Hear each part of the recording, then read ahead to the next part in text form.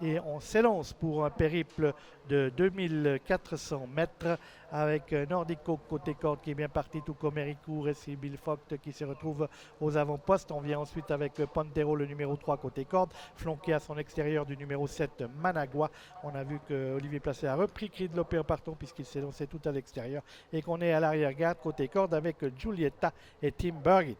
On va sortir du premier virage de cette épreuve avec Nordic Oak et Jenny Langard qui dirigent les opérations.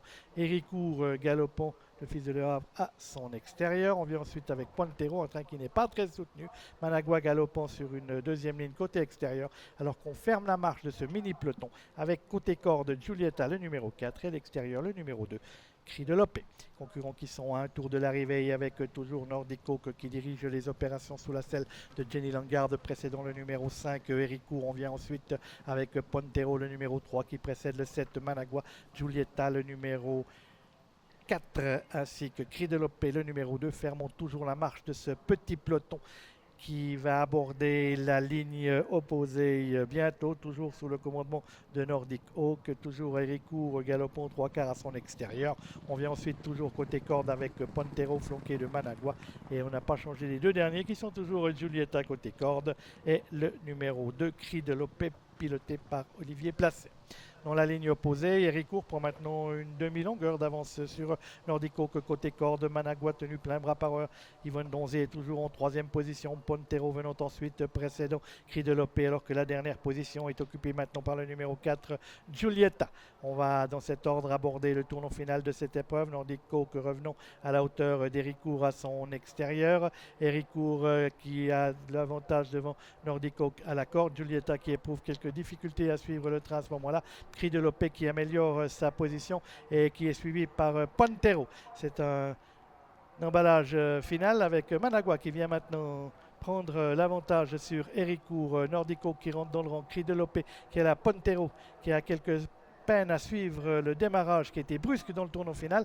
Managua côté corde, Héricourt qui a mieux négocié qu'à Dilsdorf. Le tournant prend maintenant l'avantage. Héricourt a l'avantage. Cri de Lopé qui l'attaque à l'extérieur. Managua qui se défend bien côté corde avec Cri de Lopé qui se mêle à la lutte également avec Héricourt qui s'en prend maintenant un léger avantage sur Managua. Cri de Lopé et Managua sont aux prises pour l'accessible d'honneur. Héricourt et Sibyl Vogt qui ont toujours l'avantage. Héricourt et Sibyl Vogt qui vont s'imposer. Victoire de 5 Héricourt, la deuxième place pour Managua, la troisième pour Cri de Lopé et la quatrième pour Pontero qui cause une petite déception. Nous pouvons faire mieux que quatrième de cette épreuve, marquée donc par la victoire du numéro 5 Héricourt, monté par Sibyl Vogt. La deuxième place pour le numéro 7 Managua qui confirme sa prestation de Zurich-Dilsdorf malgré la surcharge de poids. Cri de Lopé s'est bien défendu. Son entraîneur était quand même assez confiant et prend la troisième place. C'est la quatrième pour le numéro 3 Pontero. 5, 7, 2, 3 lors d'arrivée. On a vu que ça a démarré sec dans le tournant. Managua a donné l'impression à un instant de pouvoir s'imposer.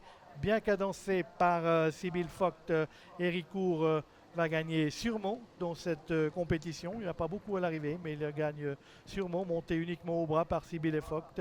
Et puis Yvonne Donzé peut être satisfaite de la deuxième place de sa Managua. Cri de Lopé s'est bien défendu. Il portait plus de poids que ses rivaux.